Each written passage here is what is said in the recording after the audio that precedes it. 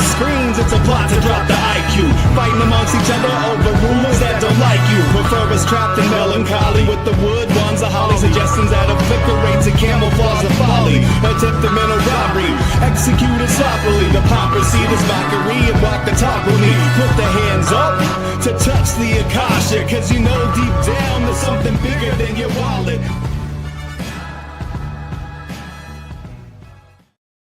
Sweet eternal balance of all that is good, true, and beautiful. Friends, welcome back to Rogue Soul, where today we're talking about sexual politics, talking about faces, facial structure, assumptions, gender, bias, all sorts of stuff, and how that feeds into the political structures we've developed as humans, why we've developed them, and how to perhaps be bigger people than that, better people than that, especially in regards to our sex. We're not specifically actually talking about sexuality in the sense of who has sex with who has sexual intercourse. We're talking about sex, actually, like as in male, female, masculine, feminine.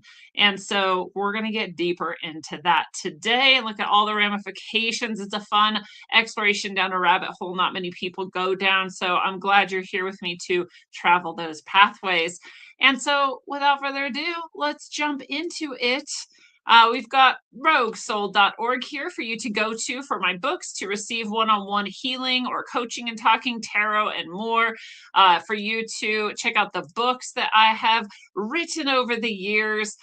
So many books, source-inspired messages channeled here for you. The Sine Curve of Aeons trilogy, a fictional foray into humanity's travels through the Yuga cycles, civilizations rising and falling, and more.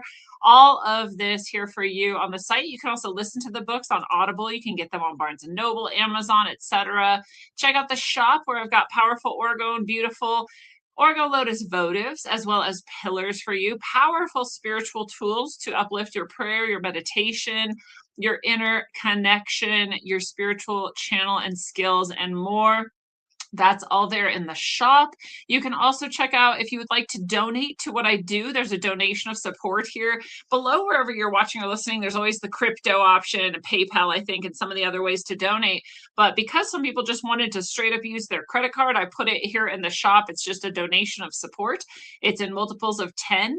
If you love what I do, if you found value here over the years and you like to tip or support, this is the way to do it, and many other ways there as well. Always also check out the favorite things tab, Organic Hemp Society, my favorite CBD and hemp products. I also love it because super good people here, super good mission here. Everything that you buy gives to veterans as well to support their healing and wellness. And so that's really beautiful. Also true sidereal astrology here on the favorite things tab. You can get your true sidereal chart for free. So use this link if you do end up getting a report from Athens of your true sidereal astrology, different from your tropical, different from sidereal, different from Vedic. It's totally different from all of those. Then check it out. I found it is the most accurate chart that I've ever had. And so get a report from Athens. Use this link to give a little boost here to Rogue Soul. Chemical Free Body. Of course, Tim James has the highest quality stuff here, especially his green 85 and some of his toxin reduction support, AquaCure hydrogen therapy. Just everything I use in my life is here for you. If you use these links, it gives a little boost to me and the show. Thank you for supporting what you love. And speaking of supporting what you love, go to Substack, rogueways.substack.com. I write articles, philosophy, religion, history, all sorts of good stuff. And then I also do the channeled messages here. If you subscribe for free, you'll get all that free content. You'll know when events are coming up, any other announcements I have. Good way to stay in touch. And then if you also want the channeled messages, you can pay and be a paid subscriber. And that is super helpful for me, helps keep me going with the show, with everything that I do. It's another way, if you don't want to do the donation of support, you can do this. And then you also get added bonuses, benefits from it. So really cool. I like to put a lot of my photography here as well. As you can see, I work that into the articles. And so that's all here. The most recent message was about AI and angels. This is a fun one. Definitely go check that out, rogueways.substack.com. And we'll start here. This is something I saw just a few weeks back where and it comes from 2013. Oh no, sorry, this is a precursor to what I saw a few weeks back. This is from 2013. And we'll get into what I saw a few weeks ago. But it's this idea that facial structure may predict endorsement of racial prejudice. This is a study done in the Association for Psychological Science, again back in 2013. And it says the structure of a man's face may indicate his tendency to express racially prejudiced beliefs. So the structure of a man's face specifically, not a woman, his tendency to express. So we have a follow-up on this recently, but this is way back then. It says studies have shown that facial width to height ratio, and that's shortened to FWHR, facial width to height ratio, is associated with testosterone related behaviors. Now I'm going to pause right there and I'm just going to tell you right now, if you went and asked, one of the chat bots, one of the AIs, the large language models, or even just searched for testosterone related behaviors, what's the hype right now, 13 years after this article was written, is that testosterone does not affect behavior at all. Testosterone is not a predictor of behavior. The reason why, if you don't know, is because so many trans shootings have happened. So many trans examples of violence have happened, especially to or for women who are on testosterone therapy to masculinize themselves, to become, a male in their eyes. And so we get a lot of aggression. So we have to downplay that now. We have to pretend like that was never a thing. Testosterone's never had anything to do with behavior. That's just not at all. It's like, well, it is, and it does. And we've always known that. But right now, at this exact moment in history, we're supposed to pretend that that's not true. So back then in 2013, they were just saying it like, yeah, of course, it's obvious, it's fact, right? It's associated with testosterone related behaviors. All right, so face to width height ratio is associated with testosterone related behaviors, which some researchers, it says, have linked with aggression. But some colleagues speculate these behaviors may have to do more with social dominance than outright aggression. They're not wrong. We're going to come back to this again and again. Is it dominance? Is it aggression? Is it just assertiveness? Is it just confidence? Is it what some people call big dick energy? Is that, depending on the societal milieu, is that kind of what is changing whether or not we're calling this aggression or dominance or something else? Either way, we're going to keep coming back to this idea that it has something to do with the ratio of the width to the height of your face. So here's an example. If you're listening, I'll just tell you, we're going to look at some pictures in a moment. But if you have a long face, you're going to have a width to height ratio that is very different than if you have a shorter face. So if you think of a square or a round face, it's going to be kind of equally proportionate. Width to height will be similar. But if you have a longer kind of stretched face, you're going to have a way more height, and the width to height ratio is going to be very exaggerated. Right? And that's essentially what we're looking at. So another way to say this with less jargon is long-faced people to square or round-faced people. Right? Rectangle-faced people or oval-faced people to square or round people. And you may already be thinking, well, yeah, okay, if we're just going to stop for a second, we're going to imagine what is more beautiful to more people, what's more sexually attractive to more people. It's round and square. The equal proportions width to height are more attractive to more people traditionally and throughout history than oval and what's the other one I just forgot?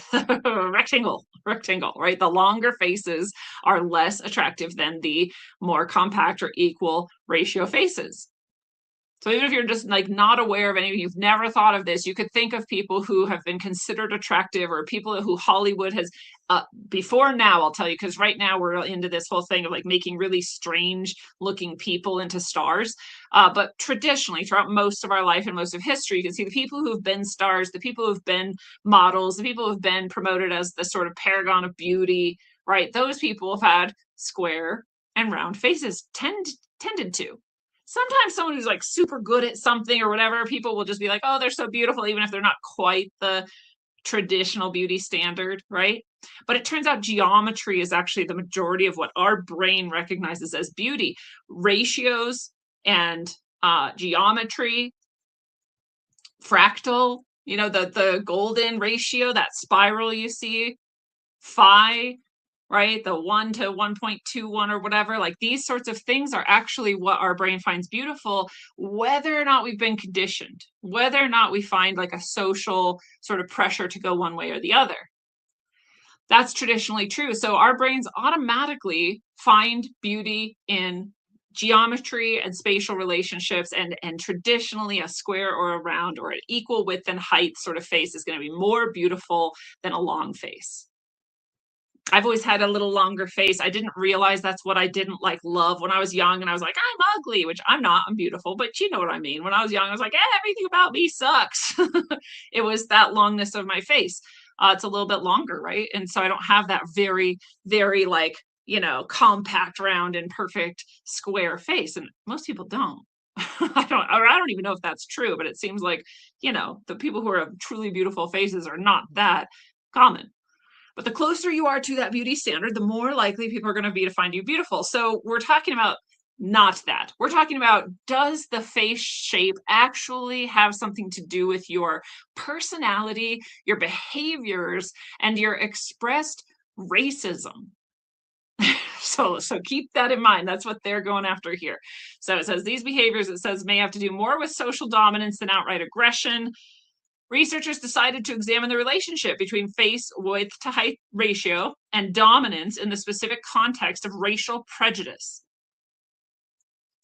They talk about what racial prejudice is so sensitive and all of this. I'm going to pause here too and remind you that anytime researchers are doing this, it's going to rely entirely on the social perception of what it is to be racist at that moment, which again, right now is crazy. The things that are racist right now are great. Milk is supposedly racist right now. Being white at all or perceived white at all is racist, right? Being proud or being happy to be white in any way is racist, right? So whereas way back in the day when the researchers may have been studying this in like the 1800s or something, they might have been like, no, racism is when you like specifically say you hate a group of people based on their perceived race. Like if you were to say all Black people are bad or evil or, prone to violence or something, like now you're racist. You maybe, if you lynch people or punch people or, harass people or suppress people's rights because of the color of their skin, you're racist. Now it's like, do you not hate yourself enough? Now you're racist. You have to hate yourself and say you hate yourself to be not racist, right? So it's pretty skewed. So who knows what their actual perception of like what it is to be racially biased might be in these studies. You'd have to dig in and find the way they define it and how they measure it and see if you even agree with that. All right, and this is true of all studies. So researchers asked male participants about their willingness to express racially prejudiced beliefs and about the pressure they feel to adhere to societal norms. So that's pretty good. They're acknowledging societal norms and racial prejudice and beliefs are actually what they're going off of. Whether or not it's true, they're saying, yeah, right now, for example, if we're to say milk is racist, they're going to ask these guys, are you willing to say milk is racist? Are you willing to say it's not racist at all? Right? Are you willing to say the things that people would call racist right now? Which may have way more to do again with confidence, right? Or trust in yourself, or intelligence, or all kinds of things. But in this case, we're just looking at the willingness to say things that are currently thought of as racist and your facial width to height ratio. Okay. The results revealed that men who have a higher facial width to height ratio are more likely to express racist remarks and are less concerned about how others perceive those remarks. And so they're actually saying people with square or round faces are more willing to say things that society perceives as racist and not care whether people like it or not. So again, you can kind of boil this down to like people who most people think are beautiful don't care what other people think about them. They're more confident. Yeah, well, we already knew that, but let's pretend it's about race and about the, specific measurements of your facial width to height. It kind of is. All right. So it says, importantly, these results don't show that those men were necessarily more prejudiced. Rather, they were simply more likely to express things and not care what people thought. Okay, so that's one. That was in 2013. Again, this also it's tangentially related to this idea that you could measure a skull, for example, and determine intelligence or lack thereof, right? This is the sort of thing physiognomy, whatever, back in the day, that people used to, especially eugenicists, used to say, like, you've got to pay attention, right? How big is the nose? How big are the lips? How big is the skull? You've got to pay attention. You've got to breed well. Choose people that fit, right, the right category, so you know you're getting like the quality stuff to pass your genes on. And supposedly that's all been debunked, or it's at the very least not fashionable and hasn't been for some time, primarily because it was used to say, like, people of African descent are not quite human. And that's pretty messed up, right? So white people are better, black people aren't. Like, that was primarily what it was used to basically say. And so that's why it's not in fashion anymore. However, here we are going right back to the same thing. Can you measure a face and know whether or not this is a good person or not? So that's basically what we're saying, right? So there's one study from 2013. The one that was much more, nope, this is also 2013. Similar study. Is your facial structure indicative of your support for prejudicial beliefs? Similar findings. You're more likely to express and endorse racial prejudice, and therefore we can guess who's racist based on the way their face looks. And essentially, we can say if you're more beautiful, you're more likely to act confidently and perhaps do things that society doesn't accept right now. And the uglier you are, the more likely you are to say, no, I agree with everything you guys are saying. And also, let's kill Whitey and down with the class that seems to be above me and have more power than me because they're beautiful. Right? You're starting to see where this actually goes. It's not the way it's framed in the studies, but it's what we're actually saying. So there's another one. We've got one in 2015. Men's facial width to height ratio predicts aggression. Now it's aggression. It's not just the willingness to say things that aren't acceptable about race. It's, are you aggressive? And again, how do they define aggression? And we don't know. It doesn't actually say here. You'd have to get the full text. I'm not going to pay for that, so I'm not. But essentially, they say there is a significant positive relationship between men's facial width to height ratio and aggression.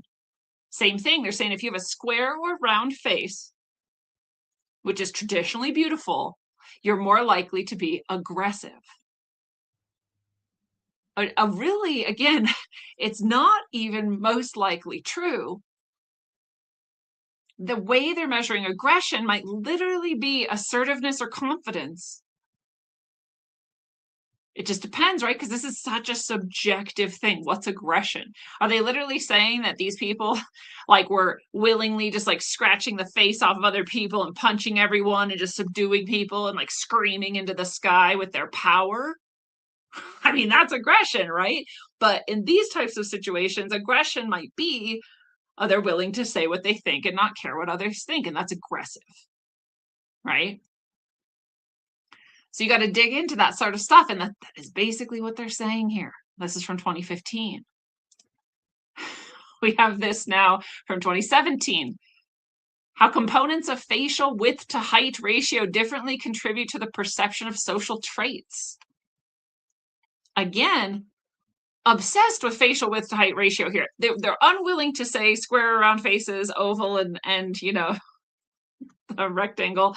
That they have to say facial width to height ratio because they have to make it sound scientific. Oh, we studied the millimeters of length and the ratio and the math, and then really you're just saying square, round, or not.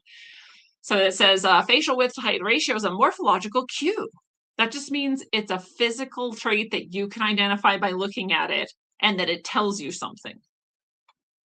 Correlates with sexual dimorphism and social traits. Correlates with masculinity to femininity is what they're saying. Male or female, they're different, and our social traits. And I'll stop again. I'll say this. We know this. We know that people who are perceived to be traditionally beautiful are treated differently. It is built into humanity. This is why the pretty girls and the masculine, the jock dudes or whatever, the hot guys, like they all can be stupid and not have a personality and just be handed jobs and handed opportunities and, you know, married up and all of this stuff. I'm not complaining. This is a human way of going about things. This is what we do. We reward people for looking good. I'll tell you too, there's probably a genetic reason for that. People who look good to us because they probably have good genes. Just like food that tastes good for us is good for our body. Food and things that are fats and sugars, things we need to survive, taste better than things that aren't as dense in nutrients. It's because it's what makes us survive. So it's quite likely to assume, easy to assume, probably proper to assume that there's a reason we find certain things attractive. Right? Muscles and a sculpted sort of body in these traditional ratios, like those probably help promulgate the species. So it's not just that we just picked things and we're like, you're better and you're not, and and it's random. Nothing else about us is. So there's probably a really good purpose for it. Right? So they're really just describing reality. They're like, yeah, people who are hot, people who are hot are different than people who aren't. People who are hot are treated differently. People who are hot have different characteristics, therefore. That's really all they're saying here. They're just trying to wrap it in all this big science terms. Okay, so they say, this is how crazy they get. We orthogonally manipulated the upper facial height and the bizogomatic width to test the selective effect and formation of impressions. They're saying we extended faces, made them longer or wider to see how people responded differently to them. They had to select faces expressing better social traits. And this is what they define as better: trustworthiness, aggressiveness, and femininity. Okay, they actually mixed that up. Those aren't all better. They said better traits, and then they listed things that were both better and not. So they decided what's better or not. They said, oh, is this face, when you look at this face, do you like it better? Does it seem nicer? Does it seem more trustworthy? Does it seem more aggressive? Does it seem more feminine? And they investigated how sex and this facial width to height ratio component interact in the formation of these judgments. So they're saying for men and for women, looking at men and women, what is the facial width to height ratio that indicates trust, aggression, or different things to different people? When people are just unprimed, here's a face, what do you think about this person? What are they saying? It says across experiments, changes along the vertical component predicted better participants' ratings rather than the horizontal component. Meaning if your face is a little wider, meaning if you get closer to square or circle shape, people liked you better. And if you got away from that, people liked you less. Think to all of the, you know, monsters and like vampires and like different movies and stuff over time. They have these long, just like distorted sort of faces because it looks gross to us. Like, again, sorry if we're not all perfect looking, but like we don't like that as much. That we think, oh, that's no, not as good. But this circle to square thing has started to become identified with aggression in males. Aggression. So we might like it better, and then we're also scared of it. That's interesting too, right? Again, what has our society done to train us into thinking square and circle-faced people are aggressive or racist? When really they might just be confident because they know they look good, right? Faces with smaller height were perceived as less trustworthy, less feminine, and more aggressive. So that's what I just said in more scientific speak. The faces as they nowadays are getting closer to circle or square, we might say, yeah, that person's hot. I don't trust them. They're going to be more aggressive. They're going to be less feminine. Less feminine is key here. We're looking, especially at male faces. We see the square to circle. We say, that's hot, but you're not going to be nice. Right? You're going to be aggressive. You're not going to be feminine. And in masculinity right now is a big crime to be masculine. It's toxic to be masculine. It's toxic to be strong, confident, and assertive. That's not true. That's just what we're doing in society right now. I've done shows about it. You can go back and, listen to the masculinity, sacred masculinity, and how good it is for us, right? You can get into that if you want. But here's how we start to see it playing out in supposed science. If I measure your face, then what do people think about you? It's starting to become this. We now start to say, you're not trustworthy. You are aggressive. So facial morphology affects social judgments and the perception of social traits. Nowadays, if you have a masculine or traditionally beautiful face, especially as a man, you're going to be perceived to be aggressive and not good. That's where we're at now. The closer we get to present day, the more this research starts to show that. Now we have this, again, 2017, meta-analysis of the facial width to height ratio as an evolved cue of threat. So we keep, the language keeps getting worse. Are we just saying confident and assertive? Well, then we say aggressive, and now we're saying it's a threat. It is a threat. People will look at your beautiful masculine face and perceive it as a threat. They'll look at your confidence and see it as a threat. And is it actually a threat or not, is the question. Are you actually a threat if you're a beautiful person? Yeah, maybe, but maybe not. It says the threat and dominance levels seem to go down with feminine and older faces. Will you know what's true? Is that it tends to be that women have longer faces, slightly at least. It is more masculine to have the square and the circle. It's more feminine to have slightly longer, just slightly. And when you get older, everybody's face gets longer. That's just true. So they're saying it's weird because in women and in older people, we don't have as much perceived threat. Yeah, with face to width ratio, right? With this exact metric, they're saying that's weird. It goes down. Well, it doesn't. It's just that we get older and we're feminine. And all you're saying is people perceive feminine traits to be safer.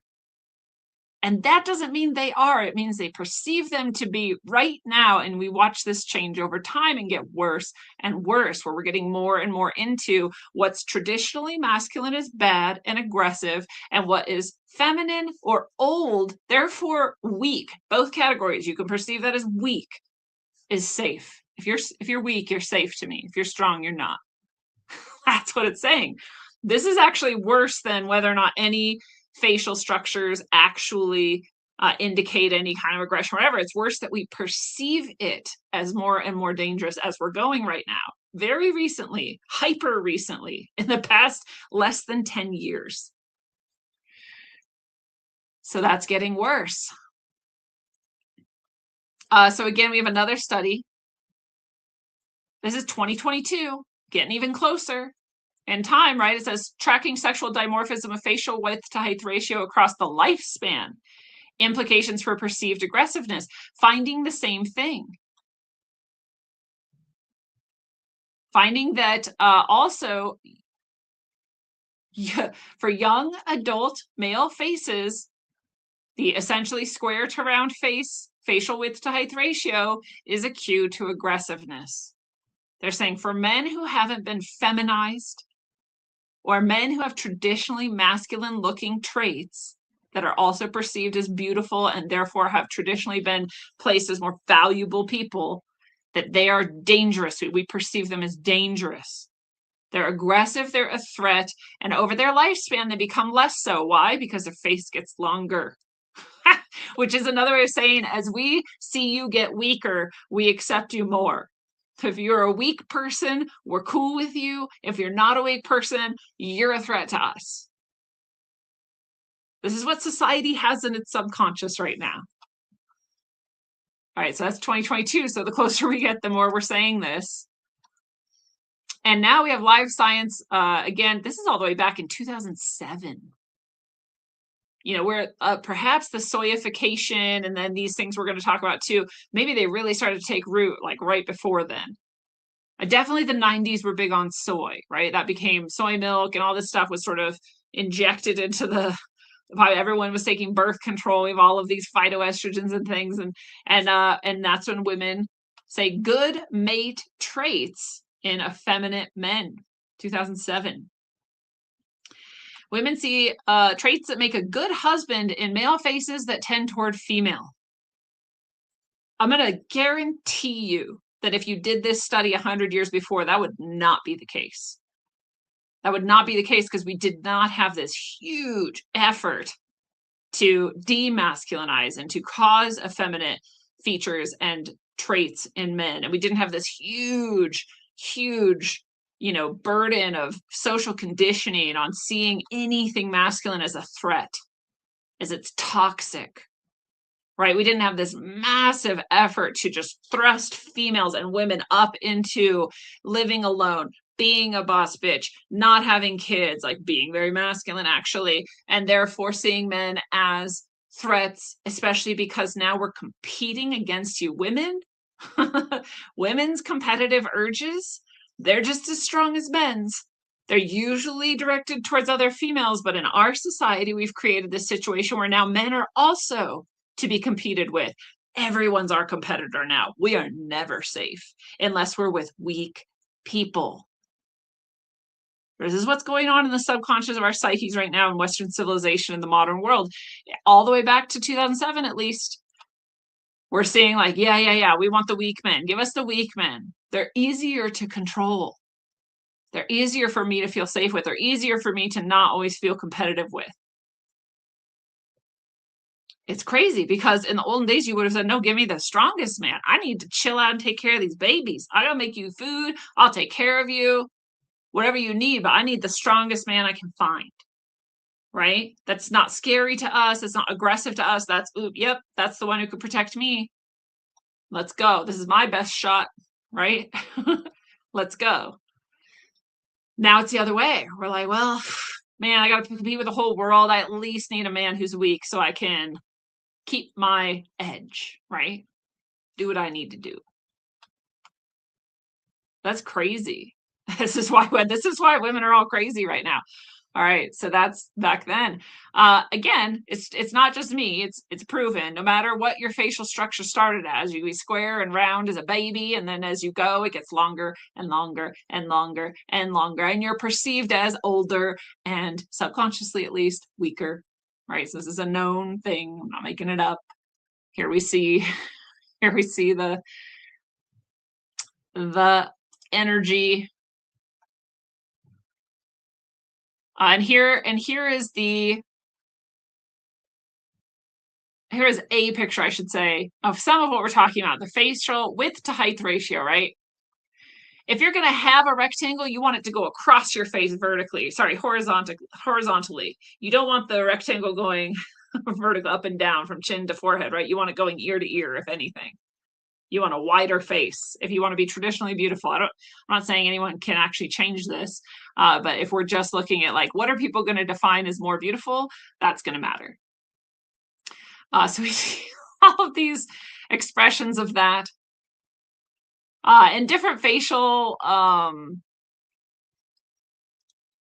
expressions too. Like literally, if you're changing your eyes and your mouth and and all this stuff, you're going to change, the perceived way that we can see that. But if you're just at rest, right, where do you have the longer rectangle? Do you have it chin to forehead or ear to ear? Most people want the ear to ear. And if it gets too ear to ear, so it gets creepy, right? Especially if your features are all kind of condensed in the center of your face. So we still have other beauty standards going on. Eyes, how far apart are they? How big are they? How small is your nose or big is your nose? All those things still count. But in general, these are the face shapes people find attractive and strong. We find it strong if you have a square or roundish face. You have a longer rectangle ear to ear than you do chin to forehead. And we find it weak the other way around. That's just how we do. But now we also have all these other things built into that because of how we're seeing masculinity, because of how it's been degraded, because of how we've been conditioned to perceive it, right, as a threat, as bad. And it's always been true. It's always been true that stronger, more traditionally beautiful people were always better, right? You can look at animals and see the same thing. Those who are built a certain way have certain ratios in their structure. They're stronger, they're better. Other animals are going to be like, that's the mate I want, and or the leader of our group, right? No weak wolf who's like missing a leg or just like a weird shape is going to end up at the top. So this isn't actually rocket science, but we're making it into that. Right? But we're saying, oh, the wolf who's the best shape and the most capable and the most traditionally beautiful, that's the most dangerous wolf. Well, you're not necessarily wrong. But it's also like, what, again, take it back to the animals. Who's in danger? In this wolf pack that we're just saying is sort of humanity for the moment, who's actually in danger here? It's the people who are fucking around. It's the wolves who are like not doing their job. It's the wolves who are trying to get away with things. That's who's in danger. Are you in danger if you're doing your job in the wolf pack? No. The alpha wolf is only going to correct behavior that isn't acceptable because it puts the whole group at risk. And this is also true in general for humans. When you have an actually strong male and they're actually leading the group, and an actually strong female, and she's actually leading the group for the feminine side of things, then you just have a well-functioning group. And the people who are corrected deserve it because they're not doing what is best for the group. That's also true in human society. It's the way that we establish things. Well, it's the way it used to go. It's not so much now. Now we're socially conditioned to do completely different things that are unnatural, and I would say do not serve us. And do not make the better group. Do not make the stronger society. And that's just that. The reason people don't like what I just said is because we know that if you are traditionally not beautiful, it's going to be harder for you to mate. If you are traditionally not strong, it's going to be harder for you to compete. And you might not get what you need or what you want. That is true. It's the same with intelligence. If you're not very smart, you might not get the best job. You might not get the biggest rewards. But we've made a society that instead of saying like, yeah, that's okay. We actually want the strongest, the smartest, and the best at the top. And we want them leading. And we want everyone else to do the best they can. And to not, be so... Do ugly people need to have beautiful mates? No. We're going to make a society ideally where everyone gets to do what is productive and good for them, but you might not get the woman with the biggest tuts. Sorry. Is that okay? Yeah, it's okay. The people who are at the bottom don't like that. Well, yeah, you wouldn't. Oh, well, I'm not a 10. I don't know if I'm like, what am I, like a 5? If I had to guess, I don't know. But I know I'm not a 10. I've never been deluded to think that I'm at the top of the feminine beauty structure. I do have high intelligence though, right? So I can accurately sort of perceive like what I've got going for me and how to use that. And so can everyone. And I'm not mad that there are people who are prettier than me. Like, yeah, okay, there are. I'm not mad that there's people who are better than me at things. Like, there just are. It's okay. This jealousy and this like seething, like, why can't I have whatever? Like, you just can't. So just accept it and move on. It's not a big deal. It's not an indicator of your actual internal worth as a soul. We're just talking about external things. We're talking about societal things. We're talking about merit, and we're talking about what you can actually accomplish with what you've got. Nothing wrong with any of that. Our perceived aggression, our perceived hatred towards beautiful people is what we're actually talking about here. Beautiful people, capable people, strong people, etc. Again, I'll go back to just a thing because it's just coming to mind, like a traditional beauty, women often bigger sort of hips or a wider sort of hip to I don't know what you would call it, hip to like shoulder ratio or something, but these proportions, they're considered traditionally beautiful, not because just like men are pigs, but because those women can have babies easier and won't die.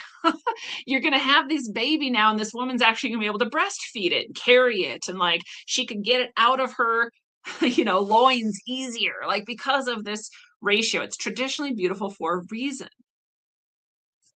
Nothing wrong with that. All right. I've always said I don't have the body to make babies, so I'm not going to. So there, I'm already like not as desirable of a mate traditionally. These days, I think that's what everyone wants. Yeah, I don't have kids. It's great. These days, not just for societal pressure and indoctrination and conditioning, but also chemical reasons.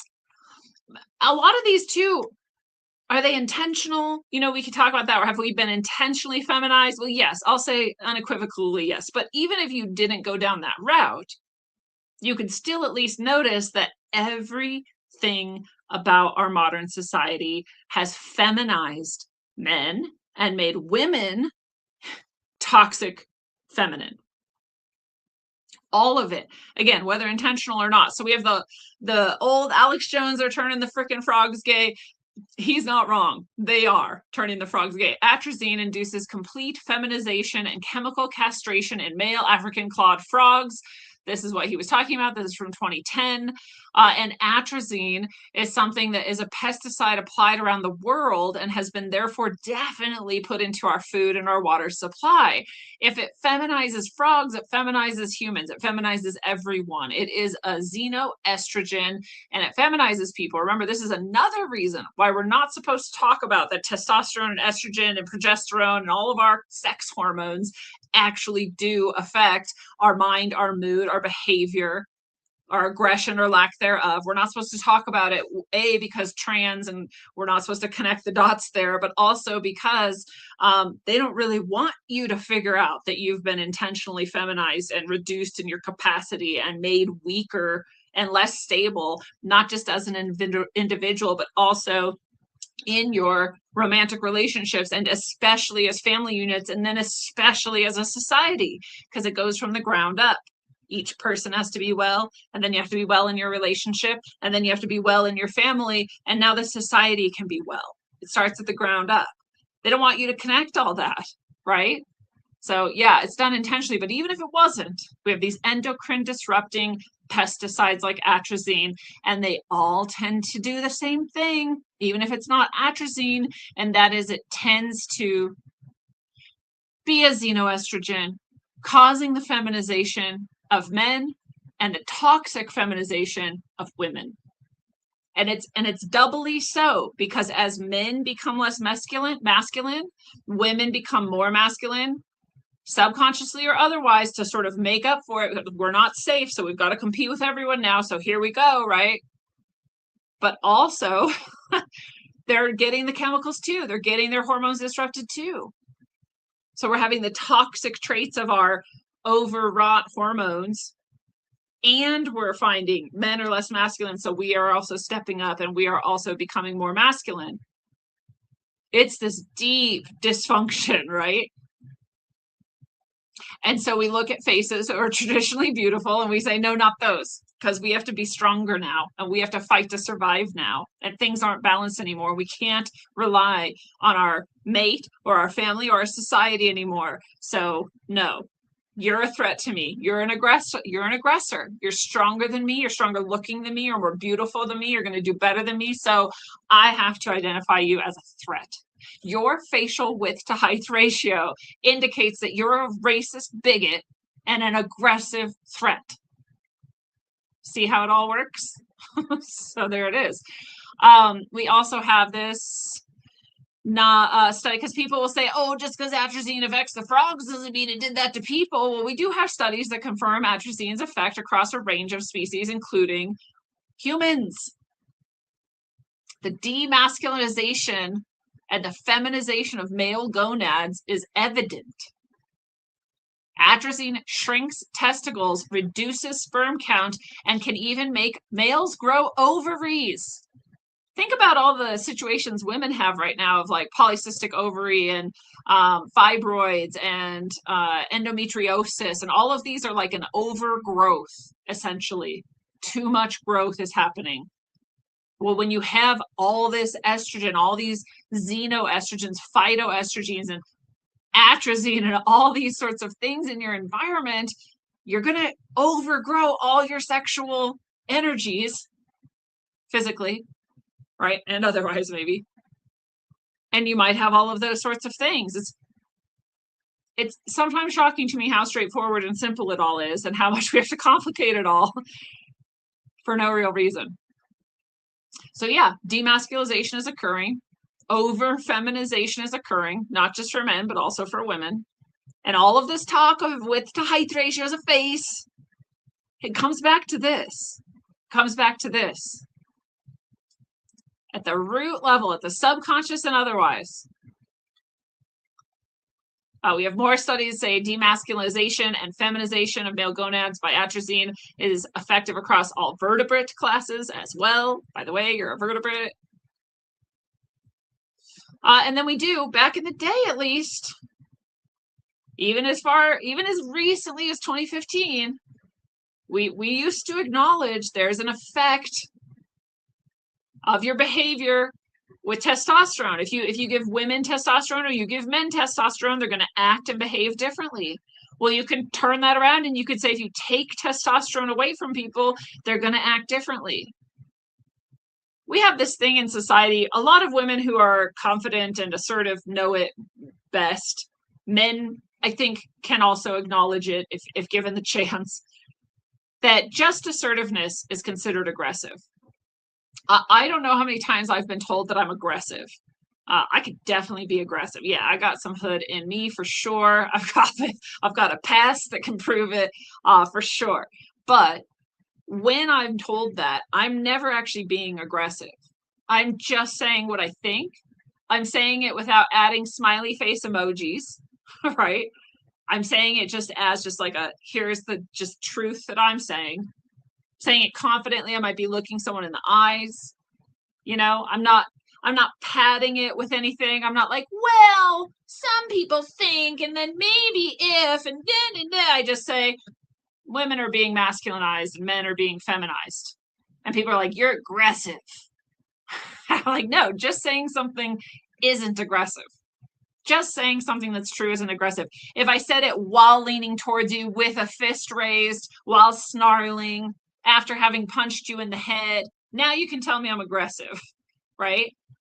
I actually get it a lot, and you might too, with my driving. People will be like, you're an aggressive driver. I'll say, no, I'm an assertive driver. You can actually go read like literal textbook definitions of drivers who are, what's the word if you're not either of those things? Timid, maybe. I don't remember the official word. Timid drivers, assertive drivers, and aggressive drivers. And in my day, at least, you were supposed to be an assertive driver, not an aggressive driver. I used to be an aggressive driver again, just like my other behaviors used to be more aggressive. I used to like speed and just like quickly dart into lanes and just like, I was aggressive. Now I'm just assertive. And and it's the same. It's the same with my driving as it is with my normal communication. That people will say is aggressive. I'll tell you right away, anyone who says that to me, I automatically know we're not going to be friends and we're not going to have a relationship, because I can't actually trust you to be honest with yourself or others. And so I don't really want you in my life. I will absolutely judge people based on this, and I will determine whether or not the relationship is worth my time or not. Because essentially what's happening is people are saying, I'm a weak person. I actually need to control people. I do it through passive aggressiveness, and I call anyone assertive or strong enough to resist me aggressive. And you can take what I just said and you can apply it to the male-female relations that are going on right now in society, where women are saying, oh, men are aggressive and they're toxic. But what they're actually looking at is regular confidence and assertiveness. They're identifying it as something that cannot be controlled by them, and therefore it is a threat. And that's not actually the natural state of things. The natural state of things is to say, I don't have to compete with men. I do need to find a man who can protect me or act as a man should, so that I can also be a woman. And so I'm actually going to identify those same traits that in our modern society we say are toxic or aggressive. And I'm going to pick those on purpose, because they're actually just strong and confident, and I can trust a man who's strong and confident, and I can do my best as a woman in what I'm doing in life when I have a strong and confident man. Everybody knows that prior to like 2000 or so, that big dick energy, that confidence energy, whatever you want to call it, the facial width to height ratio of a certain type, that was what everyone wanted. That's attractive. And now, in the in the 2020s and getting up to here, we see that degrading until women are masculine. Women can call anything that is traditionally masculine in a male aggressive, dangerous. And we can actually tie this to the levels of testosterone and estrogen. So whenever someone tries to tell you like behavior isn't hormonal, blah, okay, well, before 2026 it was, and we know that through all kinds of studies. So yes, it absolutely is, and it's absolutely going to change your behavior. Anybody who's even done a tiny bit of hormone therapy of any kind can see the behavior changes. Every woman who's had any kind of birth control can see the changes, dude. And any man who's done testosterone, etc., or vice versa. So yes, absolutely, we can tell the difference. And again, 2023, the role of hormones in attraction and visual attention to facial masculinity. This study is interesting because it doesn't ask people their opinion. It doesn't ask you to translate things through your conditioned, socialized brain and turn it into language. This study just tracked where your eyes go and how much your pupil dilates. And so we haven't actually changed. We just have put on a mask of change. We will say something is aggressive or a threat or whatever, right?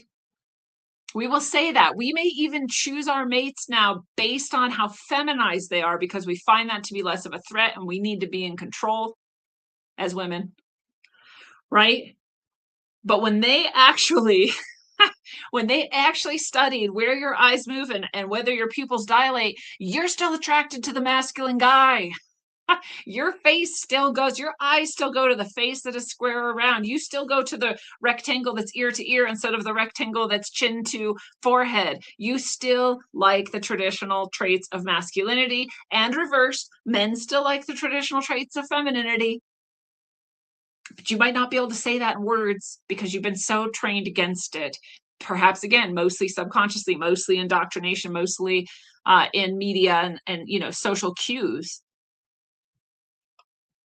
So we still have that. It's still in us. Our biology is still king, right? The way that we have survived through maybe even millions of years, depending on who you ask, is still king, which is this moment of madness we're in, right? This moment of absolute madness. So that's not what these people were trying to show. I'm extrapolating from that, but they did show that based on your eyes, where they go, and how long your eyes spend on a certain face compared to a different face, and how your pupils dilate, you're still attracted to the same things we've always been attracted to, even though you may choose otherwise for your mate. Very fascinating. 2023. And we have this rash of soy boy behavior is what it's been called.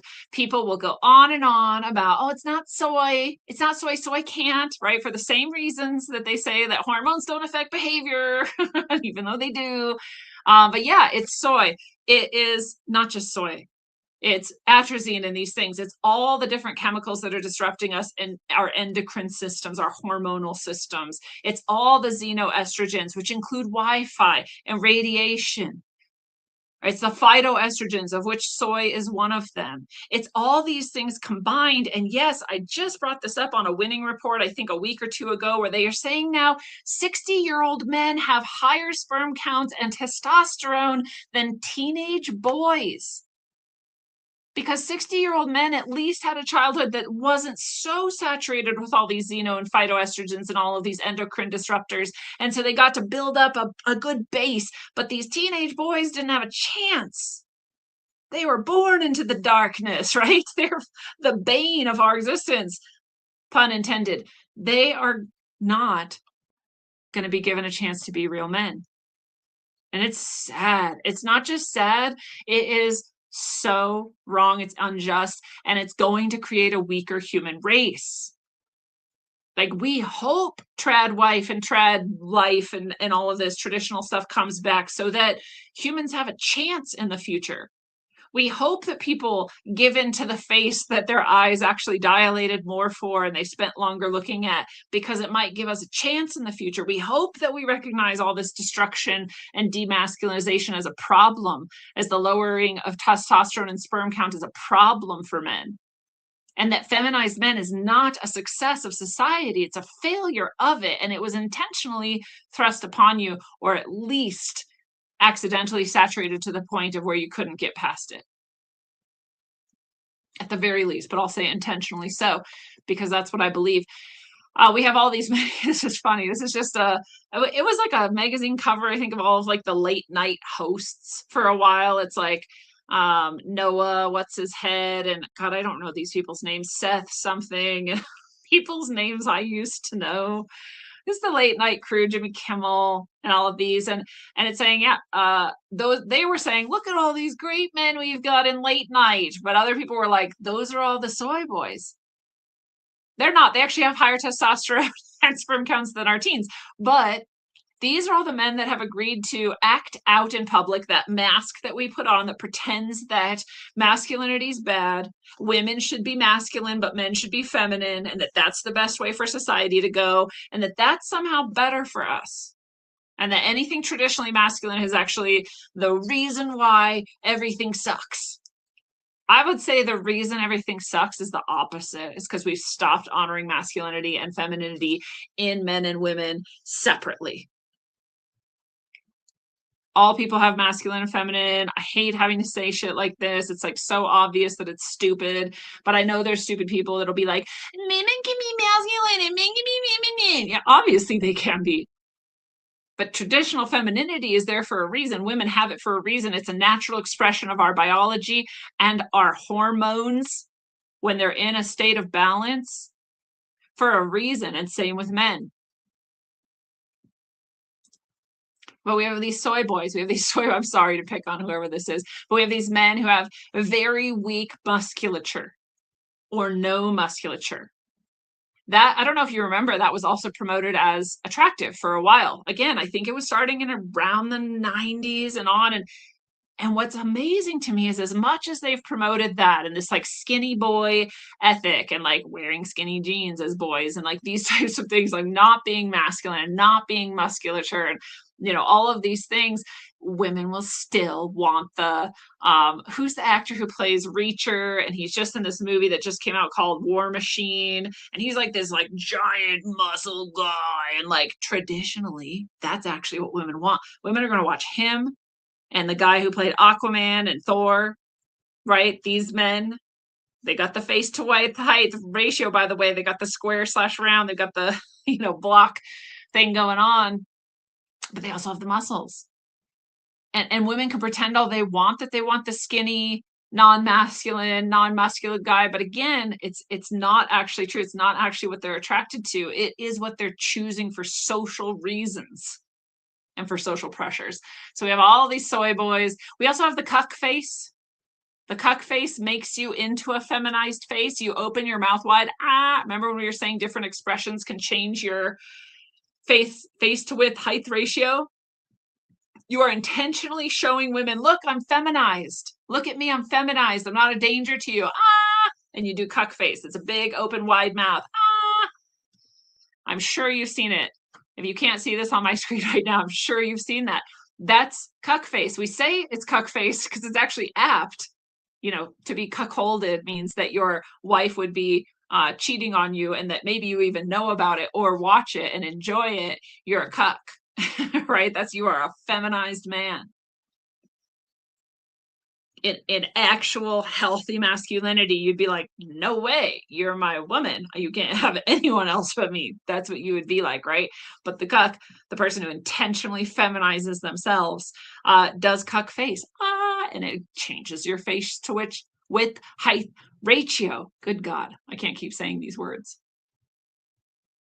Intentionally feminized. So the first person to do cuck face wasn't like, I'm going to change my facial width to height ratio by opening my mouth wide. But it's just like all social cues. We've learned that if we do this thing, we're accepted or treated differently or whatever, good, bad, we start to learn, and then we subconsciously even start changing it. So soy boys became a thing, skinny, non-muscle, whatever, and then also add the cuck face, change your face with height ratio. Now you're not a threat to women who are actually the aggressive ones, usually passive aggressive, and usually because they actually feel unsafe in society because they don't have strong men to protect them, and they can't expect that anymore. All this social conditioning, right? It's all coming together. All of the chemical and psychological conditioning is all coming together. And all these studies start to make sense. Why are we so obsessed with this? Oh, because this is actually what is going on in our society right now, and what everyone is unconsciously or subconsciously doing, and no one's happy with it. That doesn't make for a happy society. So I've heard this too before, where, politics, governments exist to protect weak men from strong men. And it's so true. It's so true. If you just like on its face, you're like, oh yeah, that is actually why we have governments. Because before that, might makes right. The stronger you are, you just make people do what you want. This is, again, what we see in often primate communities and whatnot. So we can kind of see it in ourselves too. Who's the strongest? Who's the best at it? You're going to have all the women, and you're going to control all the men.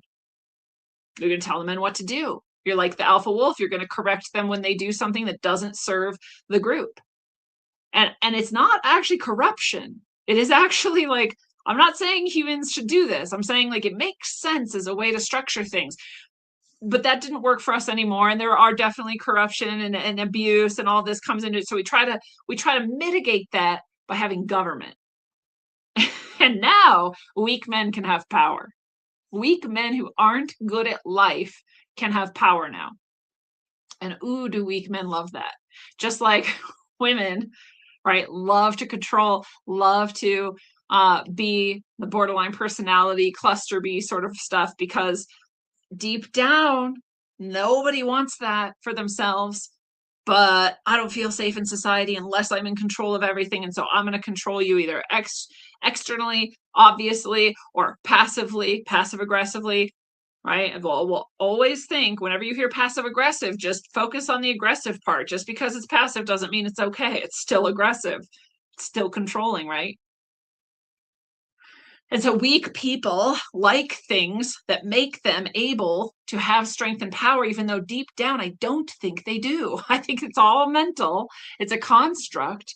They imagine that it's true, when in reality, I think everyone feels safer when the strongest person is the one that's in charge, when the strongest and most capable person is the one at the helm. You naturally, I think, then relax and go, oof, okay, phew. Especially if we agree that we're also going to uphold what's right and not, oppressing someone or just like beating someone just because you feel like it, or right, those things. But this is why government is tricky. I think we need it, but at the same time, you're going to get a bunch of weak men and women who get to enjoy their power that they would never have otherwise had. And now they're the corrupt ones. They're the power hungry ones, and they're the abusive ones. So yeah, there may be, this is a philosophy, it's not really science, it's a philosophy, kind of like Reddit, and people are just talking about the stack exchange, and they're talking about, people are, is there a benefit to protecting the weak from the strong? It's a great question. It makes us feel better.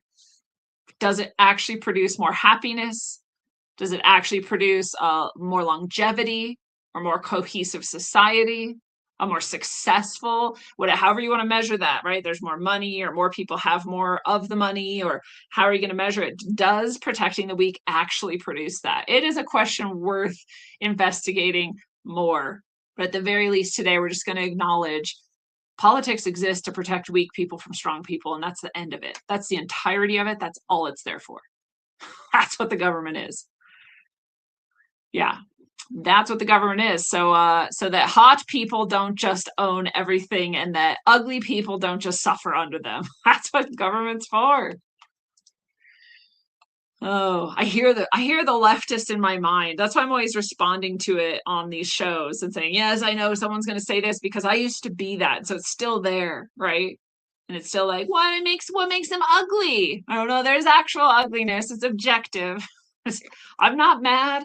I just talk about this too, where like, I don't know why we had to grow up thinking that like you couldn't acknowledge who's skinny or fat, who's tall or short, right? Who's ugly or pretty. It is actually objective. It is actually mathematically and like physically, like there are real standards to this. They're not just made up things that we're pretending. Yeah, I know it changed over time. It always has to seem to do with wealth more than anything, power more than anything. But it is objective still, right? So yeah, some people are fat, some people are ugly, some people are beautiful, some people are skinny. It's just the truth. I don't know why we have to pretend like it's otherwise. So this is another study. And this is from 2023, just a few years ago.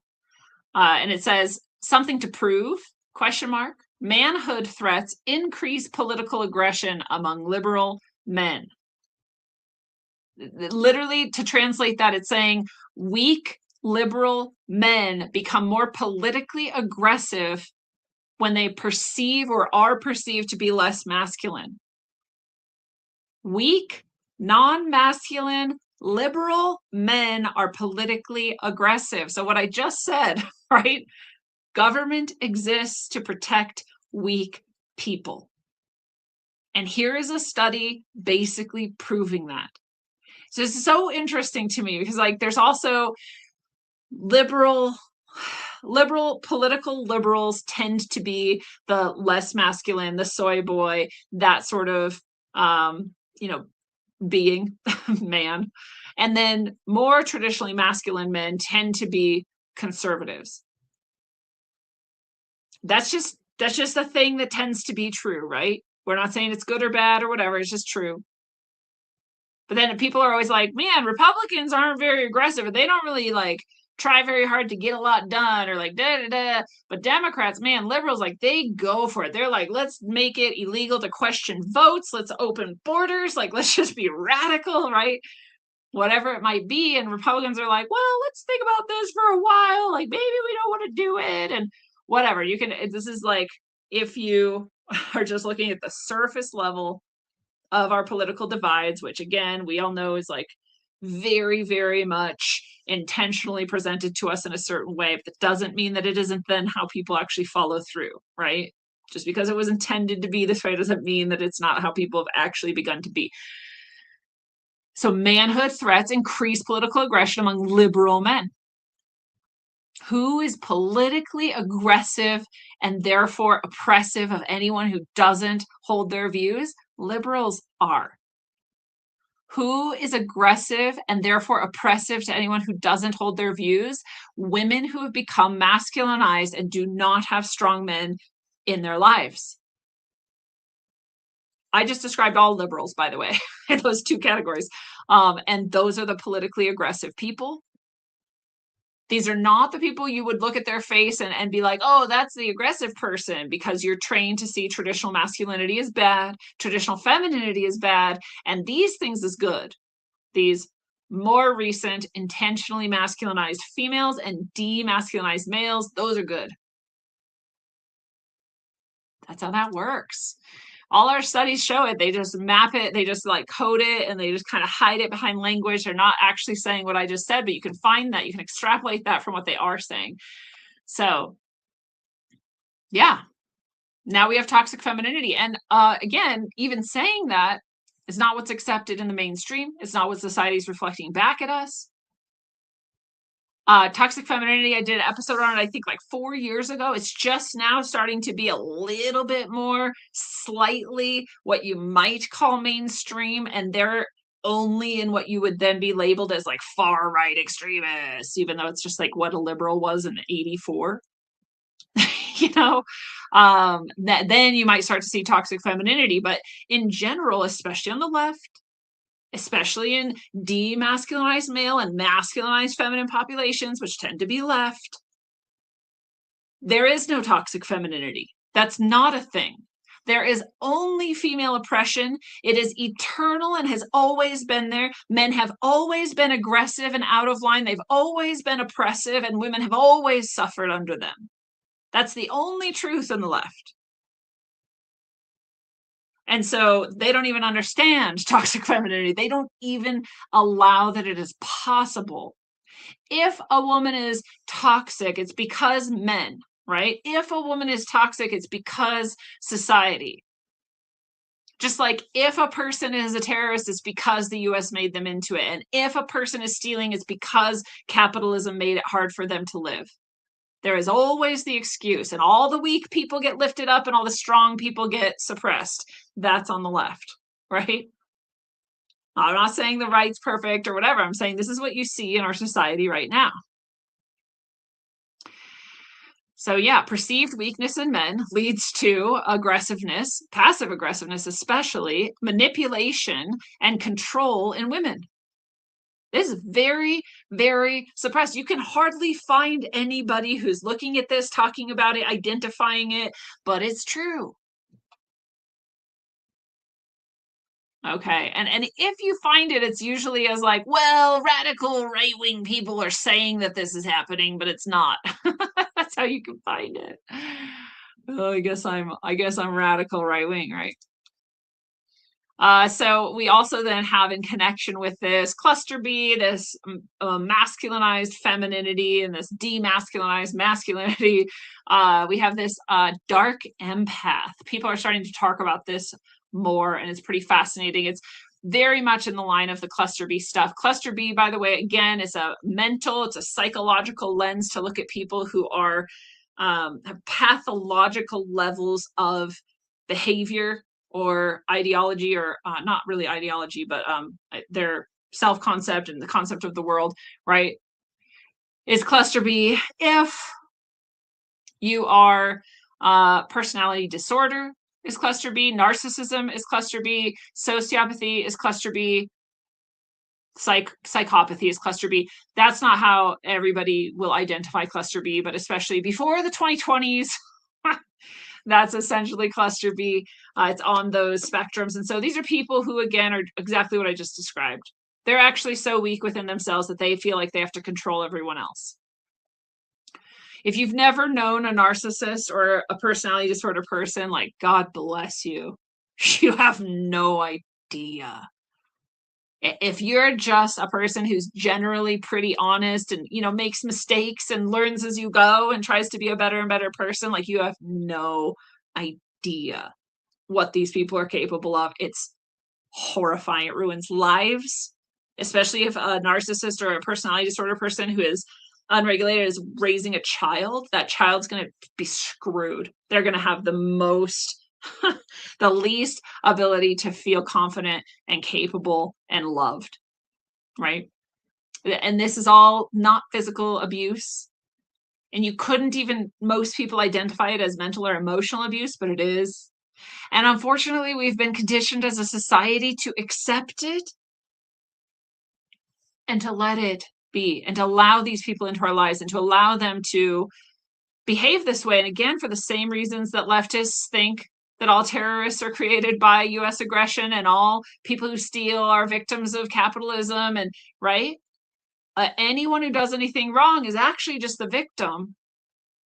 This is why you're actually been trained and conditioned to accept cluster B narcissism and this dark empath behavior for the same reasons. It's a natural outgrowth of villainizing traditional masculinity in men, lionizing it and hero worshiping it in women, and not understanding that toxic femininity exists and that we actually need traditional masculinity. It's the natural outgrowth of this political and governmental system that protects and upholds weak people, and who weak people intentionally use in order to promote themselves and squash everyone else. This is the natural outgrowth of those things. It's this ability to, and in fact, you're encouraged to consistently put up with bad behavior. So cluster B, its own demon. Now we're adding to this burgeoning. I've talked about it so much. You can go back and see different episodes where I talk about the drama triangle and the cluster B thing. And if you want to hear someone who's way better at it than me, you should always go to Disaffected podcast. Josh is amazing. He's done amazing work. Great stuff there. Every show he does is a lens on exactly this sort of behavior in society and why it exists. So really, really good. But now we're seeing this understanding of dark empaths. What's a dark empath? So this is an individual who possesses high cognitive empathy. So this is a person who can look at you and know exactly what you feel, why you feel it, and therefore all your weaknesses, all your strengths. And instead of being a normal human who's like, I love you for your, imperfections, and I'm going to try to support you in the areas where you feel like you're not as strong, and I'm going to celebrate the areas where you are strong, and I'm going to be a normal friend to you. Right? Instead of that, these people say, now I know where to stab you. Now I know where to hurt you. Now I know how to be so subtle you could hardly ever put your finger on it, but destroy you psychologically from the inside out. Because I know all your weaknesses. I've got you. Right? So they have a high cognitive empathy, and allows them to, especially if they're narcissist or cluster B, to use this to manipulate you, to exploit you, to emotionally control you for their own gain. So unlike true empaths, they lack genuine emotional warmth. They often appear charming or supportive while using knowledge of your vulnerability to cause psychological harm. Here's like a really simple example. Someone might be like, oh yeah, you're so good at that, and I think you're so cool, and I love you, and you're like, oh, this person's pretty cool. They they honor me and they see me, and that's cool. And then they'll be like, they'll take something that is one of your failures or one of your insecurities, and they'll just subtly throw it in there too, right? And it's so hard because they won't be like, but you suck because you're afraid that people won't love you or something. They'll just, God, I can't even do it because I'm not a dark empath. But manipulation. The people who say something where at first you're like, cool, that's cool. And then all of a sudden you're like, hold up, what? Like, what? And they actually meant that. They meant to harm you. They meant to make you question yourself. They meant to make you stop and suddenly feel insecure because now they feel more secure. Right? And now they're in control of you. So they'll appear charming or supportive, but they'll stab you as hard as they can. And people with personality disorder that I know are almost always dark empaths. People with personality disorder and narcissism and sociopathy, unfortunately for me, I've only met intelligent ones. I've only met ones who understand empathy and use it against people. I don't know if the other type exists. So the dark empath, I think, is just a symptom of cluster B personality disorder narcissism types. It's just what they do. They just are dark empaths. I don't actually see these things as separate. And somebody would have to really bring me like, here's a narcissist who doesn't have any empathy and doesn't understand how other people feel. And that would blow my mind. But they're all dark empaths in my experience and opinion. So they use guilt tripping, gaslighting, creating artificial intimacy to make people dependent on them. If you can identify an actual personality disorder person or a narcissist in your life, what you're going to see is that they surround themselves with people who are broken. They surround themselves with people who aren't super confident or healthy emotionally, right? They surround themselves with those people because those people are easy to control. Those people are easy to therefore essentially keep their perception of safety intact. Well, I'm safe because I can control you all. So what's interesting to me is where this seems to heighten with the feminization of men and the masculinization of women. Women who I know who have become masculinized, who hate men, who seem to be very aggressive, passively and otherwise, right? They tend to exhibit, if they're not diagnosably cluster B, personality disorder, narcissist, etc., they at least exhibit those traits quite often. They act that way socially, and they act that way politically, right? And feminized men do too, and or they're the victims of this. So we've talked before too, it's very interesting. People who tend to be more conservative and more what everyone calls far right these days, but is actually just normal conservativeness, tend to be healthy emotionally. Not all. Shouldn't even have to say that. That tends to be true. Emotional and mental health spikes on the left. The left is full of mental and emotional disorders. And it's much less common on the right. It's much more likely that people on the right are going to be emotionally and mentally healthy. They're also higher IQ. So the left is like, we're more educated. And that's true. They tend to be more indoctrinated and have been to college and all of that stuff, but they're not actually more intelligent. These are just trends, right? This tends to be true. And so this sort of dark empath cluster B, mental and emotional disorder, masculinized women and feminized men, they tend to be on the left. They tend to be aggressive politically and use governmental and political and social and indoctrination methods in order to achieve their perceived safety in a world where they aren't safe because they don't actually have what it takes to succeed. Isn't that crazy? That is what tends to be true. So you look at all this and you see in our society and our politics, what's happening comes back to this need from a very gut ancient level for weak and ugly people to protect themselves in an unsafe world. And that we've heightened that. We have heightened that, put it on a pedestal, used chemicals and indoctrination to encourage it, and we have villainized everything else. And our society is failing because of it. we're facing existential threats because of it. We're facing a deep weakness in a political and governmental national sense. We're facing literally a physiological, physical inability to create enough babies that are of a healthy nature and then raise them to be healthy adults. That doesn't exist anymore because of all of this. So you can imagine all you want, right? Was this done on purpose? Yeah, it probably was. And maybe not by the forces you think or for the reasons you think, but it probably was. But at the very least, it has happened because of this, right? Because we have said, you know what, that's a threat. Ugly, weak people have used the government and societal structures in order to gain dominance, in order to suppress and villainize the things that were traditionally a threat to them, even though it wasn't actually the type of threat. It's not existential threat. It's a threat of, can I have the mate that I want? And can I have as much wealth as I want? This is what's going on in the depths of our psychology. I do, therefore, tend to celebrate masculinity, tend to want to uphold and promote traditional masculinity, especially in young men.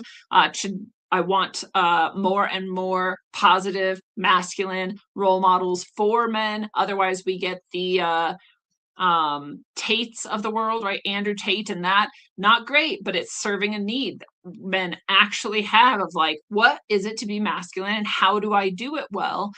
We don't have a lot of that because we villainized it so much. So I would much rather than the Tates of the world have really, really well-balanced, confident, masculine men who are leading the way so that our young men can also have something to look at to become and also honor themselves and not feel villainized, not feel oppressed in modern society, and not feel like they have to cuck face and put on a feminine role and, right?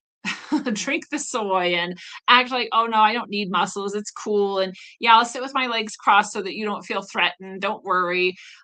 We need less of that. We need more of the traditional masculine. Doesn't matter. It's cool to be gay. It's cool to cross your legs if you want. It's cool to do cuck face if that's what makes you happy. But it shouldn't be what people are just pushed into automatically. We shouldn't automatically villainize the opposite. Just like, you know, the feminist movement shouldn't have made it so that women feel bad about wanting a family and staying home and supporting their husband. That should not have been the outcome. If we're just being true, you know, guys should be able to be feminine if they want. Women should be able to go out and get a job in a corporate environment if they want, but it shouldn't be the thing that is prioritized. It shouldn't be celebrated. It shouldn't be put on a pedestal. So I celebrate divine masculinity because it is the thing the most lacking in our world today. Femininity is put on a pedestal in men and in women, but especially becomes toxic. And then we pretend like it's just women finally not being oppressed. And that's not the case. So we don't need more celebration of women. We do maybe need more examples of women who are actually being traditionally feminine and being celebrated for that. But really what we need desperately, quickly, and more of is a celebration of divine masculinity. Strong, confident men who are testosterone filled and have tons of sperm, right? That's what we need now.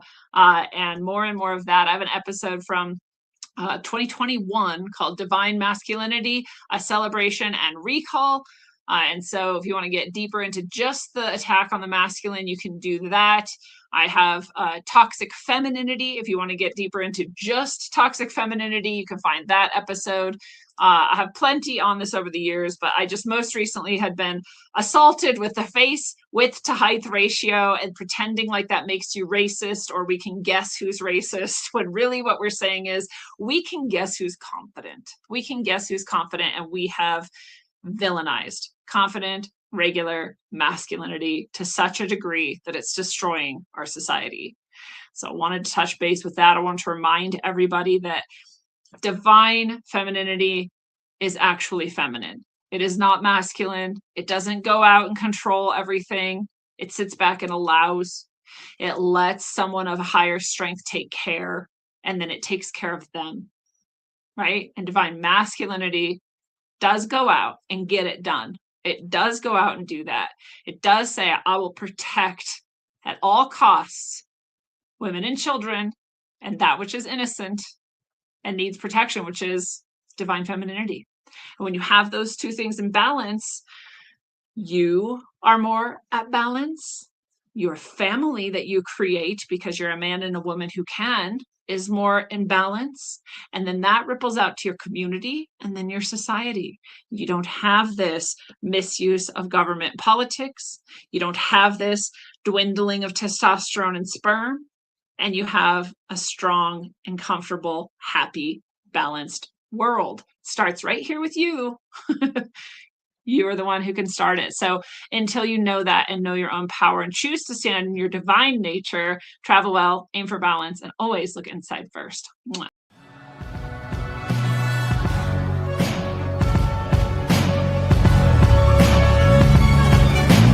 Glued to these screens, it's a plot to drop the IQ. Fighting amongst each other over rumors that don't like you. Prefer us trapped in melancholy with the wood ones, the holly suggestions that obliterate to camouflage the folly. Attempted mental robbery, executed sloppily. The pomp proceeders mockery and walk the talk with me. Put the hands up to touch the Akasha, cause you know deep down there's something bigger